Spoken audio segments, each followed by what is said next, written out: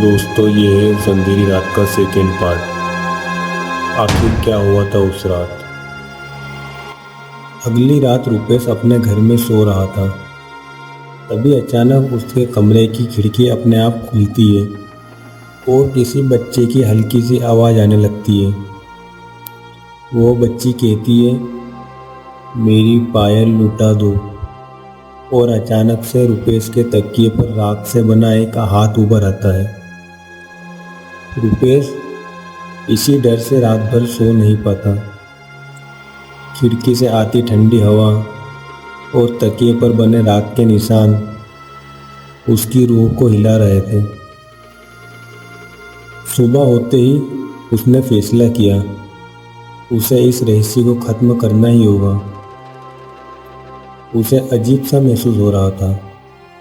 उसे लग रहा था कि बच्ची उसे बुला रही है, शायद कुछ कहना चाहती है,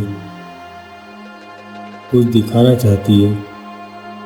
फिर रुपेश ने फैसला किया कि वो वापस उस हवेली में जाएगा और आखिर इस पहेली को सुलझाएगा कि वो बच्ची उसे क्या कहना चाहती है।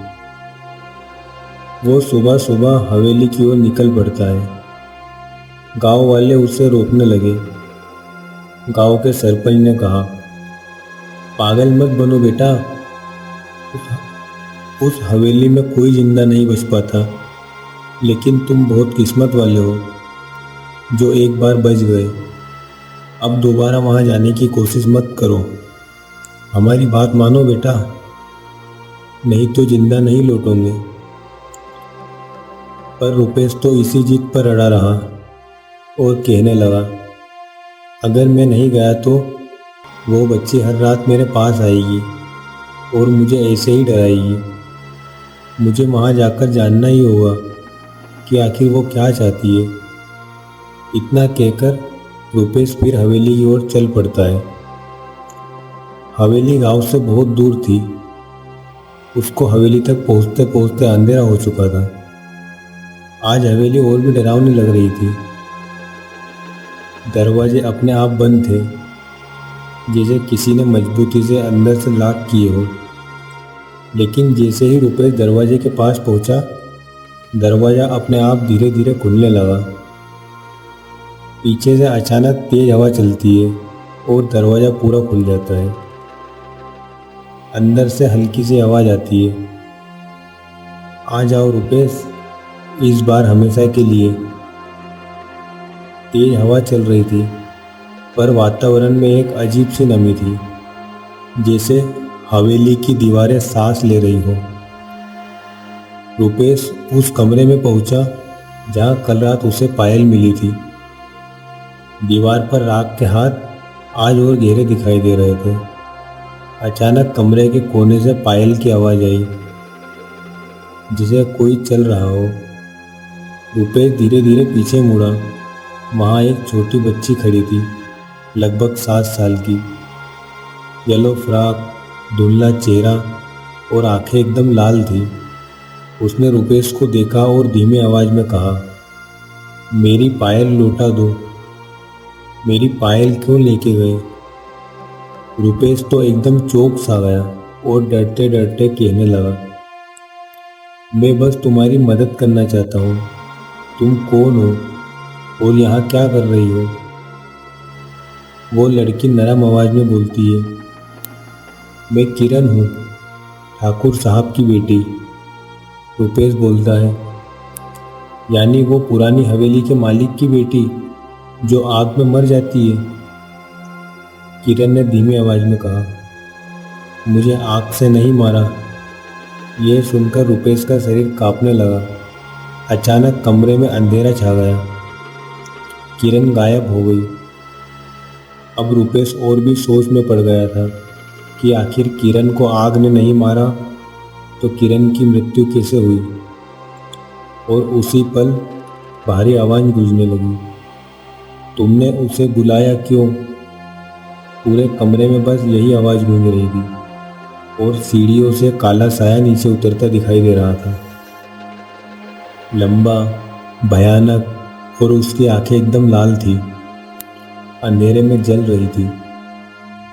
रुपेश दर्द से पीछे हट गया और वो गांव वालों की बातों को याद करने लगा जो सरपंच ने कहा था। रुपेश कांपती आवाज में कहता है, तुम ठाकुर हो? अचानक उस साई की आवाज आती है। अचानक उस साई से आवाज आती है, मेरे नाम को शारीरिक से मत जोड़ो, मेरा कोई नाम नहीं है। रुपेश मन ही मन सोचने लगता है, ये कोई इंसान का साया नहीं, ये एक सार्प है जो उस आग में जन्मा था। साया अचानक से गुस्सा हो गया और कहने लगा, आग सिर्फ हवेली में नहीं लगी थी, बहुत सारी मृत्यु हुई थी। मैं उन सभी मृत्यु की आहट हूँ जो इस हवेली ने निगल ली। रुपेश ने पास जाकर पूछा, सच सच सच सच बताओ, किरण के साथ क्या हुआ था? साया और भयानक हो गया और भड़क गया और कहने लगा, सब जानकर क्या करोगे? तुम एक इंसान हो और इंसान हमेशा डर कर भागता है। लेकिन इसी बीच पीछे से किसी की हल्की सी आवाज़ आती है, सच उसे पता चलना चाहिए। किरण फिर प्रकट होती है, वो साया जिसे उसकी उपस्थिति से तड़प रहा था। किरण ने कांपती आवाज़ में कहा, उस रात हवेली में आग नहीं लगी थी, पिताजी ने लगाई थी। रुपेश एकदम चौंक गया। किरण कहने लगी, माँ की और पिताजी की लड़ाई हो गई थी। माँ मुझे लेकर भाग रही थी, पिताजी ने हमें पकड़कर कमरे में बंद कर दिया और गुस्से में आग लगा दी। रुपेश ये सब सुनकर एकदम दंग रह गया। किरण कहने लगी, मैं माँ को बचाने भागी, लेकिन पिताजी ने मुझे धक्का दे दिया। मैं सीढ़ियों से नीचे गिर गई और मर गई, और फिर पिताजी खुद आग में फंसकर जल गए। किरण ये सब कहते कहते रोने लगी। उस रात ये सब दर्द ने एक दुष्ट साई को जन्म दिया जो आज तक हवेली पर राज करता है। पिताजी की आत्मा भी उसी में समा गई। अचानक फिर से वही साई की आवाज़ गूंजने लगी, झूठ, तू मरी थी क्योंकि तूने भागने की कोशिश की थी। साया तूफान की तरह किरण और रुपेश की ओर बढ़ने लगा। रुपेश डायरी खोजने लगा, पिता ठाकुर की पुरानी डायरी जो बहुत सारे रहस्य खोल सकती थी। कमरा धुएं से भरा था। नीचे कोने में एक जली हुई डायरी रखी थी। रुपेश ने जल्दी से उठाया। इस पल वापस उस साई की आवाज़ गूंजने लगी, उस डायरी को कोई नहीं खोलेगा। कमरा थरथराने लगा, छत से धूल गिरने लगी। रुपेश ने डायरी खोलकर तेज आवाज़ में पढ़ा, मैंने सब बर्बाद कर दिया, बीवी, बच्चे। अगर कोई मेरी इस गलती को पढ़े तो मेरी आत्मा को मुक्ति मिल जाए। ये पढ़ते ही हवेली में अजीब सी आवाज़ गूंजने लगी। साया तड़पने लगा और कहने लगा, ये झूठ है, मैं दोषी नहीं हूँ।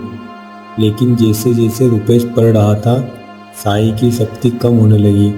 किरण ने रुपेश का हाथ पकड़ा और कहने लगी, बस थोड़ा और पढ़ो। रुपेश ने आखिरी पेज पढ़ा, मेरे गुस्से ने मुझे नहीं मारा, मेरे पाप ने मुझे जलाया।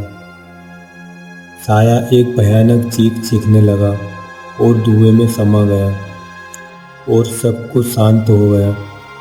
किरण ने हल्की सी मुस्कान दी और कहने लगी, धन्यवाद रुपेश, आज मुझे पहली बार रोशनी दिख रही है।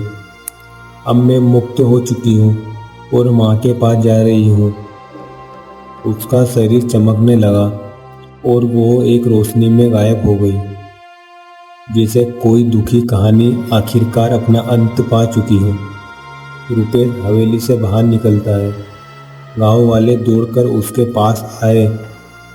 जब उन्होंने रुपेश को जिंदा देखा तो वो सब चौंक गए। उस हवेली से अब डर खत्म हो चुका था। कुछ दिन बाद रुपेश शहर लौट गया और इधर गांव के लोग बिना डरे अपनी जिंदगी जीने लगे। अगर आपको इस कहानी का पार्ट 1 देखना है तो मेरे चैनल पर जाकर देख सकते हैं।